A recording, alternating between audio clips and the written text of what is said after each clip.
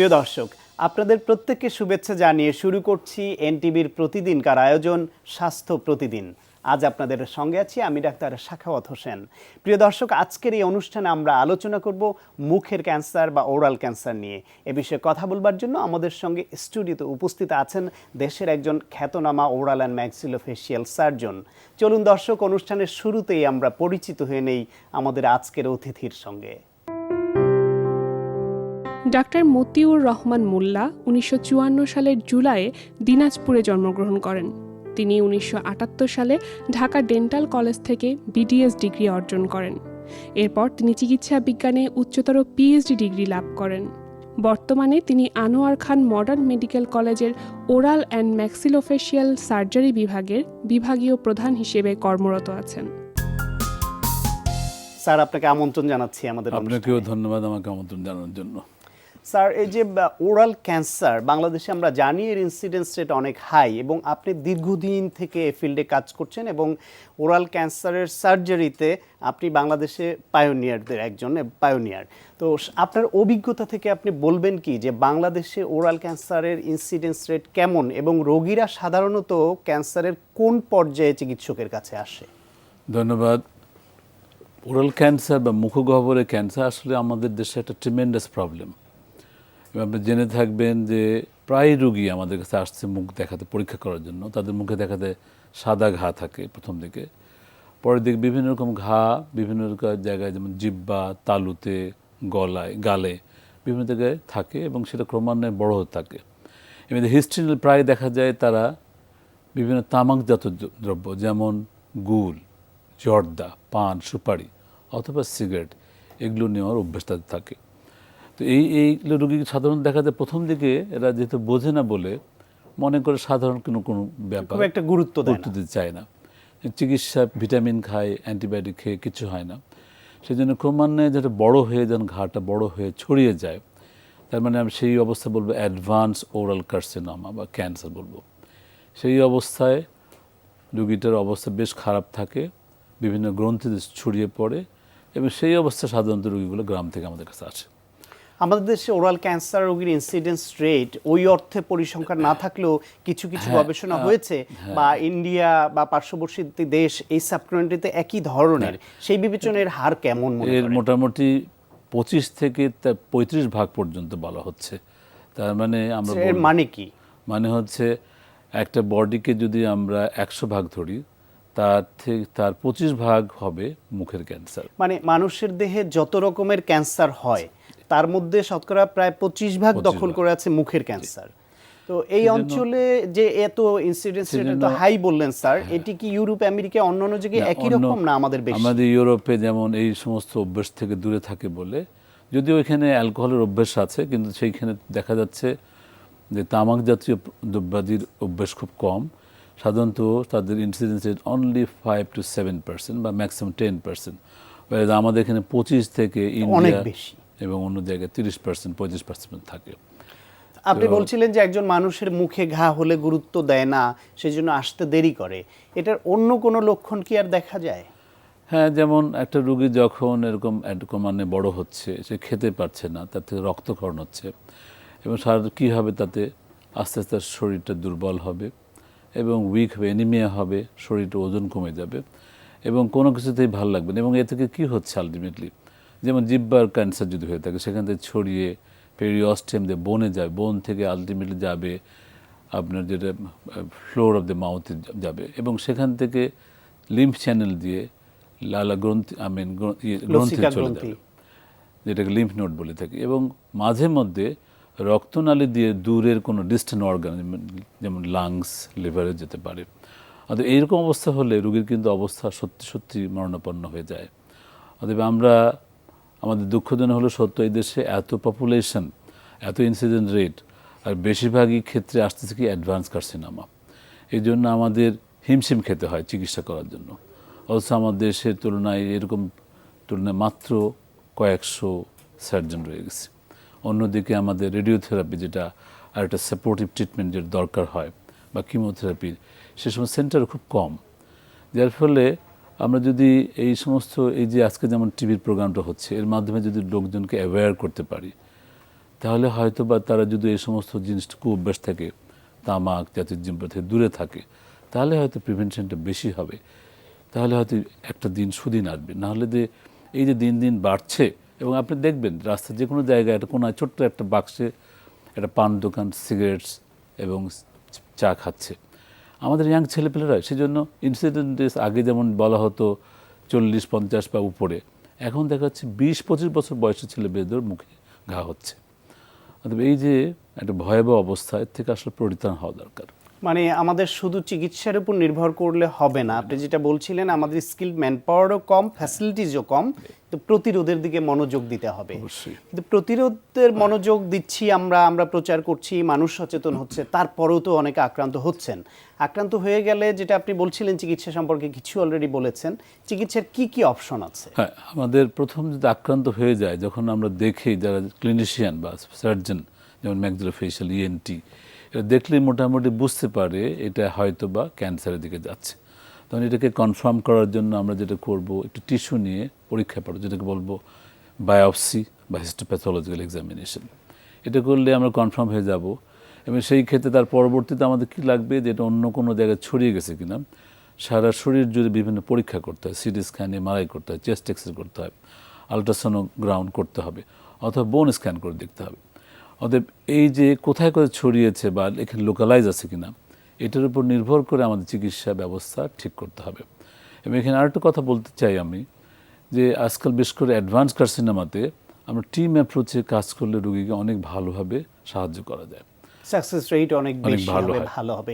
সেই বিষয়ে শুনবো স্যার। তার আগে যদি কমন ট্রিটমেন্ট প্রোটোকল নিয়ে একটু বলেন, যে রোগী আসলে সার্জন হিসেবে আপনাদের ভূমিকা কি এবং পরবর্তীতে আর কি চিকিৎসা কখন লাগে? জি, আমরা তো প্রথমেই বলবো যে যদি ছোট হয়, মানে স্টেজ 1-2 বা ক্লিনিক্যালি যে আমরা টিএনএম ক্লাসিফিকেশন বলে, যেগুলো যদি ছোট আকারে থাকে, তাহলে এটাকে ভালো করে কেটে বাদ দিতে পারলে এর ফলাফল সবসময় ভালো। তার মানে হচ্ছে প্রাইমারি অবস্থায় ক্যান্সার যে কোনো জায়গায় হলে সেটা কেটে বাদ দিয়েই ফলো আপ করলে যথেষ্ট হয়ে থাকে। অথচ স্টেজ 3-4-এর দিকে বা অ্যাডভান্স স্টেজ চলে যায়, তখন সার্জারি করার পরেও, নেক ডিসিশন করার পরেও রেডিওথেরাপিতে অবশ্যই দিতে হবে, এবং প্রয়োজনে কিছু কিমোথেরাপি প্রয়োজন হতে পারে। এটা হচ্ছে কনভেনশনাল, এটা বলা হয়।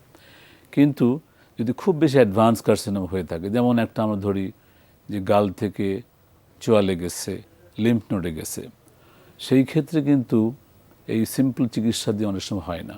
আমাদের অনেকটা র্যাডিক্যাল সার্জারি, কমান্ডো সার্জারি করে একটা পুরা চিকটাকে ফেলে দেওয়া, চোয়ালটাকে ফেলে দেওয়া, নেক ডিসেকশন করা, করে অন্য জায়গার থেকে মাংসপেশি, যেটাকে ফ্ল্যাপ বলি আমরা, পেডিক্যাল ফ্ল্যাপ নিয়ে আসা, অথবা মাইক্রোভাস্কুলার সার্জারি করে আমরা সুন্দরভাবে সেটাকে তৈরি করে দিতে পারি। তার মানে রিকনস্ট্রাকটিভ সার্জারি। অর্থাৎ যতখানি অংশ আপনি ফেলে দিলেন। আর ক্যান্সার অপারেশনের সাধারণত রোগীরা যখন আসে তারা মনে করে আমার ঘা তো এটুকু এরিয়া, কিন্তু এটা যে সার্জারি করতে হলে 1 থেকে 1.5 সেন্টিমিটার বা আরও বেশি প্রয়োজন মতো ভালো এরিয়া সহ ফেলে দেন। ফলে ওই বড় ডিফেক্টটাকে ক্লোজ করার জন্য অন্য জায়গা থেকে শরীরের মাংসপেশি, স্কিন যা দরকার হয় সেটা নেন। তো চোয়াল যে কেটে ফেলে দেন স্যার, সেটার কি করে? চোয়ালের ব্যাপারে আমরা একটু জিনিস দেখি, খেয়াল করি। যদি খুব অ্যাডভান্স কার্সিনোমা হয়ে থাকে, যেখানে আমরা বলতে পারছি না যে এই রোগীটার প্রগনোসিস কেমন হবে, যেমন আমরা বলেছিলাম যে প্রাইমারি অবস্থা হলে অবশ্যই এটার ফলাফল ভালো হবে, অ্যাটলিস্ট 5 ইয়ার্স সার্ভাইভাল রেট অনেক ভালো হয়, যেটাকে আমরা দেখতে চাই, মিনিমাম 5টা বছর যেন বাঁচে। তো সেই ক্ষেত্রে অবশ্যই আমরা বোন গ্রাফটের কথা চিন্তা করি, রিকনস্ট্রাকশন প্লেটের কথা চিন্তা করি। কিন্তু যেখানে অ্যাডভান্স স্টেজে, যেন স্টেজ 4 হয়ে গেছে, সেই ক্ষেত্রে আমরা সাধারণত চোয়ালের ব্যাপারে এত বেশি গুরুত্ব দিই না, বরং যদি স্কিন বা ফুল থিকনেস চিক লাগে, সেখানে আমরা মাংসপেশি নিয়ে এসে স্কিন সহ গ্রাফট করে দিই। সেই ক্ষেত্রে আরেকটা বড় সার্জারি করে সেকেন্ডারি আরেকটা জায়গায় ট্রমা দেওয়ার কোনো, আমার মনে হয়, আমি ব্যক্তিগত তাই মনে করি যে খুব বেশি প্রয়োজন বলে মনে করি। যদি রুগীটা সার্ভাইভ করে 2-3 বছর আরও, তখন যদি টিউমার ফ্রি থাকে তখন তো আবার সেকেন্ডারিলি আবার বোন গ্রাফট করা যেতে পারে, অবশ্যই পারে। কারণ আমরা আর একটা জায়গা থেকে হাড় কেটে আনলাম, জোড়া লাগালাম, কিন্তু পরে দেখা গেল এটা ক্লিয়ারেন্স কয়েকদিন পরে। না হোক কিংবা এমনিতে তার মাইক্রোমেটাস্টাসিস থাকতে পারে, exactly. যে আবার এখানে ক্যান্সার আবার হলো, তাহলে তো ওই অন্য জায়গার হাড়টাও আনলাম, কষ্ট করলাম। সেটাও গেল, এখান থেকেও গেল, ফলে দ্বিতীয়বার আবার করা কঠিন হয়ে যাবে। সেই জন্য আমি ব্যক্তিগত তাই করি, আমি অ্যাডভান্স কার্সিনোম বলে আমি বোন গ্রাফট করি না, তবে অবশ্যই ফ্ল্যাপ নিয়ে, রোগীটা তো দেখতে খারাপ জন্য না, সে যেন চলতে পারে, কথা বলতে, খেতে পারে, তার জন্য অবশ্যই ডিস্ট্যান্ট ফ্ল্যাপ, মেডিকেল ফ্ল্যাপ নেওয়া উচিত। এবং আমাদের সুখের কথা হচ্ছে আমাদের দেশে এখন বেশ কিছু ম্যাক্সিলোফেশিয়াল সার্জন বা আরও কিছু সার্জনরা, মাইক্রোভাস্কুলার প্লাস্টিক সার্জনরা মাইক্রোভাস্কুলার সার্জারি করে আরও সুন্দরভাবে এটাকে রিকনস্ট্রাকশন করতে পারছে। মানে এটা একটা টিম ওয়ার্ক, এই গ্রুপ একসঙ্গে কাজ করা এবং হয়। এটাই আমি সবসময় যেখানে যাই বলি যে একটা রোগীর স্বার্থে যদি আমরা কয়েকটা গ্রুপ, যেমন ম্যাক্সিলোফেশিয়াল, ইএনটি, প্লাস্টিক, অথবা আপনার প্যাথোলজি, যেটা সেটা ইম্পর্টেন্ট, যিনি ডায়াগনোস করবে, রেডিওলজি, যিনি আলটিমেটলি সিটি স্ক্যান, এমআরআই সম্পর্কে বলবে, এটার কম্বিনেশনে যদি একটা টিউমার বোর্ড থাকে যারা একটা রুগীকে দেখবে, বুঝবে এবং কোনটা করলে ভালো হবে। কারণ একটা রুগীর এই ক্যান্সারে এক একজনের জন্য এক একটা পদ্ধতি হতে হবে, সেই জন্য সবগুলো ইউনিফর্মলি একই ধরনের হবে তা কিন্তু হতে পারে না। সেই জন্য আপনি যাদের কথা বললেন, বোর্ড করে মতামত নিয়ে একটা সুন্দর ট্রিটমেন্ট প্ল্যান করে তার চিকিৎসা দিলে তার সাকসেস রেট অনেক ভালো হবে। আমাদের রোগীরাও সেটাই চায়, আমরা আশা করছি আমরা সেদিকে যাব। আপনাকে অনেক ধন্যবাদ। আপনাকে ধন্যবাদ এবং সবাইকে, ইএনটিভির সবাইকেও আজকে ধন্যবাদ আমাকে আমন্ত্রণ দেওয়ার জন্য। প্রিয় দর্শক, আমরা শুনছিলাম ওরাল ক্যান্সার সম্পর্কে অত্যন্ত প্রয়োজনীয় একটি আলোচনা। আশা করি আপনাদের কাজে লেগেছে। আজকে শিশুদের ব্যায়ামে আমরা ইউজ করব টিআরএক্স। টিআরএক্সের আগেও আমরা একটা ব্যায়াম দেখেছি, আজকে আমরা টিআরএক্সে দেখব পুশ আপ। তো টিআরএক্সের আরেকটা সুবিধা হলো যে শিশুরা যদি কখনো দেখা যায় যে সবসময় তো একটা জায়গায় বসে থাকতে চায় না, তো ওরা কখনো যদি অন্য কোথাও পার্কে বা এরকম কোথাও যায়, তখন কিন্তু ওরা অনেকে মিলে গ্রুপ করে ওরা এক্সারসাইজগুলো করতে পারে। এবং টিআরএক্সটা তখন দেখা যায় যে এটা ক্যারিয়েবল, মুভেবল, এবং যে কোনো গাছের ডালে বা শক্ত একটা ডালে আটকিয়ে নিয়ে ওরা কিন্তু এই ব্যায়ামগুলো করতে পারে। অনেকে যেমন পার্কে ব্যায়াম করছেন, ফ্রি হ্যান্ডে করছেন, বা সব পার্কেই এক্সারসাইজ করার মতো ফ্যাসিলিটিগুলো নেই, তখন কিন্তু টিআরএক্সটা নিয়ে গিয়ে যে কোনো একটি গাছের ডালে লাগিয়ে আপনারা শিশুকে একটা ভালো সময় দিলেন, আপনারাও হাঁটলেন এবং বাচ্চাও ব্যায়াম করলো, বা আপনারাও তার সাথে করতে পারেন। সব ধরনের ব্যায়ামগুলোই এতে করা যাবে, তো এটা একটা সুবিধা। তো পাশাপাশি আরেকটা হলো যে আমরা বলেছি যে এতে রিংয়ের যে কাজগুলো হয়, রিংয়ের ব্যায়ামগুলো করলে যেমন দেখা যায় যে শিশুর লম্বা হওয়াতে হেল্প করে, এখানে লম্বা হওয়ার কাজটাও হবে এবং তার মাসল অ্যাক্টিভেশন সেটাও হবে। এবং যেহেতু এটা যে কোনো জায়গায় করতে পারে, ওর পছন্দ অনুযায়ী ওর পার্টিতে বা কোথাও, এবং গ্রুপ করে ওরা এই ব্যায়ামগুলো করতে পারবে। তো এখানে আমাকে আজকে দেখাবে পুশ আপ এবং এটা দেখাবে আমাদের ছোট্ট বন্ধু লিও। ওকে লিও, ইয়েস, হাইটটা একটু ওর সাইজ মতো সেট করে নিতে হবে। And Leo go. 1 4 times 2 3 and last one 4. Okay, fine, thank you, nice. ওকে, তো এখানে যখন তুমি করতে যাচ্ছিলে তখন তোমার কাছে খুব বেশি কষ্ট কি মনে হচ্ছিল, ব্যালেন্স রাখা নাকি নিচে যাওয়াটা? নিচে যাওয়াটা, যেটা হচ্ছে যে এমনিতে পুশ আপস করতে গেলে দেখা যায় যে যেহেতু গ্রাউন্ডটা একটা স্টেবল গ্রাউন্ড, মানে মাটিটা তো আর নড়ছে না, তখন একটা ব্যালেন্স থাকে। কিন্তু যখন টিআরএক্স ইউজ করছেন তখন কিন্তু হাত এদিক চলে যায়, ওদিক চলে যেতে পারে। আপনাকে টোটাল শরীরটা একটা সেন্ট্রালাইজ করে মনোযোগটা সেদিকে দিয়ে তখন ব্যালেন্সটা রেখে করতে হবে। ফলে দেখা যাচ্ছে যে এতে ওর চেস্টের কাজ হচ্ছে, শোল্ডার বা ল্যাস মাসেল এবং আর্মসে তো কাজ হচ্ছে, মানে পুশ আপসের সবগুলো উপকারিতা তো সে পাচ্ছি, পাশাপাশি তাকে ব্যালেন্স রাখতে হচ্ছে।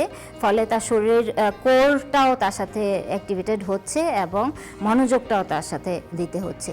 তো এটা কিছুটা কম্পারেটিভলি আমাদের অন্য ব্যায়ামগুলো হচ্ছে কিছুটা কঠিন। তো এটা বুঝে শুনে আপনার বাচ্চার ক্যাপাসিটি বুঝে আপনাকে শুরু করতে হবে। এবং যাদের জয়েন্ট হাতের কোনোইতে বা জয়েন্টে এখানে শোল্ডারে কোনো রকম ইনজুরি আছে, তারা ইনজুরিটা সারার পরে তারপর চেষ্টা করবেন। ইনজুরি সহই এটা বাচ্চাকে করতে দিবেন না, ওই সেফটি মেজারটা আপনাকে নিয়ে রাখতে হবে। প্রিয় দর্শক, আমরা জানি সফেদা অত্যন্ত পুষ্টিকর একটি ফল। চলুন এ বিষয়ে একজন পুষ্টিবিদের কাছ থেকে জানি সফেদার কি কি পুষ্টিগুণ রয়েছে। সফেদা ছোট্ট মিষ্টি একটি ফল, সবার অগোচরেই বাজারে আসে, আবার সবার অগোচরেই বাজার থেকে হারিয়ে যায়। এটি একটি খুবই পুষ্টি সমৃদ্ধ ফল এবং এতে প্রায় 83 কিলোক্যালোরি শক্তি আছে, কার্বোহাইড্রেট প্রায় 19 গ্রাম এবং 5 থেকে 3 গ্রাম আমরা ফাইবার পাচ্ছি এ থেকে। এতে ভিটামিন, মিনারেলস এবং অ্যান্টিঅক্সিডেন্ট থাকার কারণে এটি আমাদের রোগ প্রতিরোধে বিশেষ ভূমিকা পালন করছে। হঠাৎ সর্দি কাশি হলে ওষুধের বিকল্প হিসাবে আমরা সফেদা ফলটি নিতে পারি। এতে প্রচুর পরিমাণে কার্বোহাইড্রেট থাকার কারণে এটি আমাদের শরীরে ভালো শক্তি দান করে। এতে ভিটামিন এ থাকার কারণে এটি আমাদের চোখ, ত্বক ও হাড়ের গঠনে বিশেষ ভূমিকা পালন করে। এতে ফাইবার আছে যা আমাদের হজম ক্রিয়ায় সাহায্য করে এবং আমাদেরকে কনস্টিপেশনের হাত থেকে রক্ষা করে।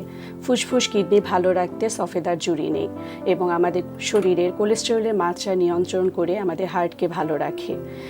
চোখের এবং আমাদের ত্বকের উভয়ের জন্যই সফেদা খুবই গুরুত্বপূর্ণ। আমাদের স্নায়ুকে শান্ত রেখে আমাদের মানসিক চাপ ও উত্তেজনা দূর করতে সাহায্য করে। এর একটি বড় কাজ হচ্ছে এটি আমাদের ওরাল ক্যান্সার প্রিভেন্ট করে। তাই 16 আনা পুষ্টি যদি আমরা চাই তাহলে আমি বলবো সফেদার বিকল্প নাই। প্রিয় দর্শক, এখন আপনাদের জন্য রয়েছে স্বাস্থ্য প্রতিদিন আজকের হেলথ টিপস। ঘুমের মধ্যে নাক বন্ধ হয়ে গেলে মুখ দিয়ে শ্বাস নিতে হয়। যারা এ সমস্যায় ভোগেন তাদের ঘন ঘন গলা ব্যথা হয়। এ জাতীয় সমস্যায় একজন নাক, কান, গলা বিশেষজ্ঞের পরামর্শ নিন। প্রিয় দর্শক, এই অনুষ্ঠান সম্পর্কে আপনাদের যে কোনো মতামত বা পরামর্শ থাকলে অবশ্যই লিখে পাঠাবেন এই ঠিকানায়। প্রযোজক স্বাস্থ্য প্রতিদিন, এনটিভি, বিএসসি ভবন, 7 তলা, 102 কাজী নজরুল ইসলাম এভিনিউ, কারওয়ান বাজার, ঢাকা 1215। ফ্যাক্স 914338 থেকে 7 পর্যন্ত, অথবা ইমেল করুন স্বাস্থ্যপ্রতিদিন@ntvpd.com এই ঠিকানায়। প্রিয় দর্শক, স্বাস্থ্য প্রতিদিনের আগামী পর্বে আপনাদের জন্য যা রয়েছে: সূচনায় ক্যান্সার নির্ণয় এবং চিকিৎসা করে সুস্থ করে তোলা, এই দুটো মিলে হলো দ্বিতীয় পর্যায়ের প্রতিরোধ। এবং এখানেও সূচনায় ক্যান্সার নির্ণয়ের জন্য প্রথমত দরকার যে ক্যান্সার সম্পর্কে যে কিছু সাধারণ তথ্য আছে সেগুলি সাধারণ মানুষকে জানানো হোক। যেমন ক্যান্সারের 7টি বিপদ সংকেতের কথা সারা পৃথিবীতে বলা হয়, যে অনেকগুলো ক্যান্সার আছে, সব ক্যান্সারের অনেক লক্ষণ আছে, এগুলি কম্পাইল করে 7টা বিপদ কমন, যেগুলো সবগুলোর বেলায় ফুসফুসে কাশি, ভাঙা কণ্ঠস্বর, সহজে সারে না এমন কোনো ক্ষত বা ঘা, স্তনে বা শরীরের কোথাও চাকা বা পিণ্ডের সৃষ্টি, মলমূত্র ত্যাগের অভ্যাসের পরিবর্তন, তারপর ঢুক গিলতে অসুবিধা বা হজমের গণ্ডগোল, তিল বা আঁচিলের মধ্যে কোনো সুস্পষ্ট পরিবর্তন এবং অস্বাভাবিক রক্তক্ষরণ। তবে একটা কথা বলে নেই, এই ধরনের লক্ষণ এক বা একাধিক দেখা দিলেই ক্যান্সার হয়ে গেছে এটা মনে করলে মানুষ আবার আতঙ্কিত হয়ে যাবে। আমাদের বলতে হবে যে এই ধরনের লক্ষণ যদি 2 সপ্তাহ স্বাভাবিক যে হাতের কাছে চিকিৎসাটা পাওয়া যায়, সেই চিকিৎসা নেওয়ার পরেও যদি না কমে তাহলে কিন্তু অবশ্যই একজন ডাক্তারের কাছে নিতে হবে। মাথায় রাখতে হবে এটি অন্য কারণেও হতে পারে, ক্যান্সারের কারণে হতে পারে। প্রিয় দর্শক, বিশ্বের যে কোনো প্রান্ত থেকে যে কোনো সময় এনটিভিতে সম্প্রচারিত আপনার প্রিয় স্বাস্থ্য প্রতিদিন অনুষ্ঠান দেখার জন্য ভিজিট করুন আমাদের পূর্ণাঙ্গ ওয়েব পোর্টাল www.ntvbd.com। দর্শক, আজ এ পর্যন্তই। সবাই ভালো থাকুন এবং সুস্থ থাকুন। দেখা হবে আগামীকাল ঠিক একই সময়ে নতুন কোনো অতিথি নিয়ে।